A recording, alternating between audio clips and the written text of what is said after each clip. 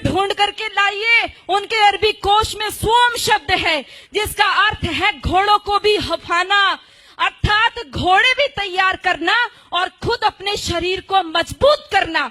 अगर उस रोजे की इफ्तार पार्टी में सारे के सारे हिंदू जाकर के बैठते हैं, आश्चर्य होता है जब लखनऊ के मंदिर के मठाधीश भी जाकर के रोजे की इफ्तार पार्टी मंदिर के अंदर कराते हैं और हम सब लोग केवल फेसबुक पे एक दो गुस्सा निकाल करके रह जाते हैं। मैं आप सबसे विनती करना चाहती हूँ, याद रखो इनके 5 स्तंभ जिसमें कहा तौहीद, एक ही ईश्वर है, एक अल्लाह है, उसके अलावा हम किसी को मानते ही नहीं है। हम कहते हैं सर्वधर्म संभाव।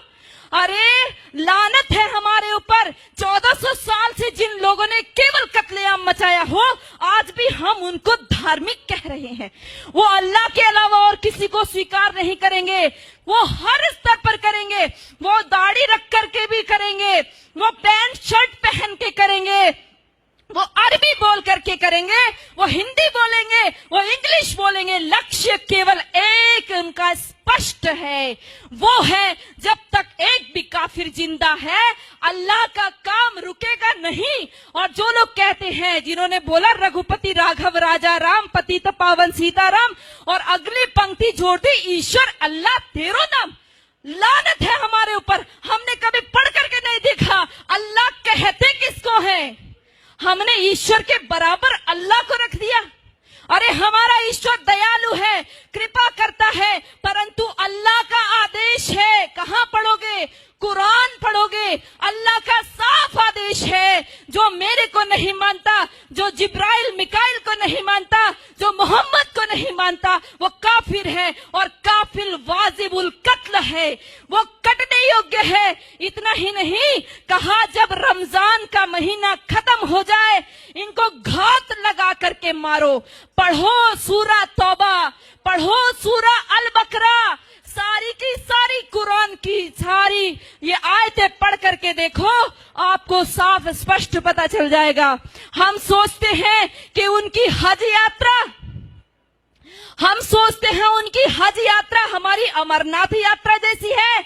अरे पढ़ो भाइयों, यदि उनकी हज यात्रा हमारी अमरनाथ जैसी होती तो वहां पर सब लोग जा सकते थे, केवल मुसलमान ही क्यों जाते हैं? आज उनके ऊपर वो वहां से हमारे भाई पैसा भेजते हैं और वहां से वो अपनी सभ्यता को भेजते हैं।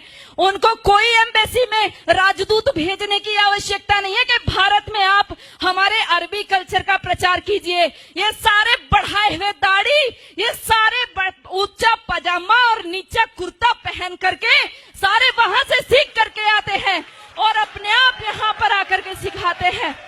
याद रखो, मिटेगा ये धर्म और आबरू भी जाएगी, तुम्हारे नाम से दुनिया को शर्म आएगी। यदि आज नहीं जागे तो कोई हमारे बचाने वाला नहीं है। ये नमाज खिलाफत का मिनी ट्रायल है। ये नमाज इसलिए कहता है कि एक खलीफा बैठाएंगे और उसका राज चलेगा। ये पहले भी हमारा देश आजादी के लिए जूझ रहा था और सारा मुस्लिम जगत खलीफा के लिए जूझ रहा था। इतिहास पढ़ करके देखो, मालाबार में जो युद्ध हुआ, हमारे लोग जो मारे गए, वहां की महिलाओं के साथ, क्योंकि खिलाफत आंदोलन फेल हो गया। टर्की में खलीफा था, उसकी खलीफाई चली गई, खलीफा छोड़ करके इंग्लैंड भाग गया। वहां से इनको गुस्सा आया, आक्रोश हमारे हिंदू माताओं बहनों के ऊपर निकाला। वो जो लेडी रीडिंग को पत्र लिखा था हमारी हिंदू महिलाओं ने, कभी पढ़कर देखो, उन्होंने लिखा हमारी कितनी दुर्दशा हुई है। हमारे सामने हमारे बच्चों को, दूध मुहे बच्चों को भाले की नोक पर उछाल करके ऊपर टांग दिया गया। हमारी बेटियों माताओं के साथ में बलात्कार हुए। एक एक माता का बलात्कार करने के लिए 10-10 जिहादी थे और वो 10-10 जिहादी के बीच में फंसी हुई महिला ये सोच रही थी किसके लिए दुख मनाऊं, अपने बेटे के लिए या मेरे शरीर के लिए, किसके लिए रोएंगे। दर्द को भी दर्द आएगा, वो ऐसी भयंकर स्थिति है। और ये केवल एक आकस्मिक घटनाएं नहीं है, ये सब ऊपर से सिखाया हुआ है। भाइयों, आप सब लोग जो फेसबुक पे इसको रिकॉर्ड कर रहे हैं या अपने मोबाइल में रिकॉर्ड कर रहे हैं, ये मोबाइल में रिकॉर्ड करने की चीज नहीं है, दिल में रिकॉर्ड कीजिए।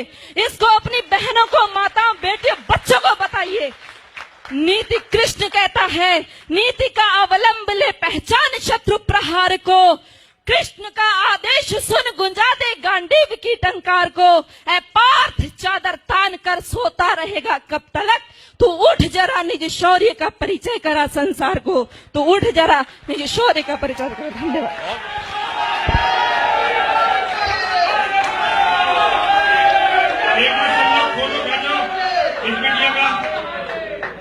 बेटा, ये हमारी माला जो है ये पूरी सोने की नहीं है, इसमें जितनी मिलावट हो सकती है उतनी मिलावट होती है। 1 तोले सोना इसमें होता है, बाकी मिलावट होती है। लेकिन हमें इसे बनवाने के लिए बड़ी मेहनत करनी पड़ती है।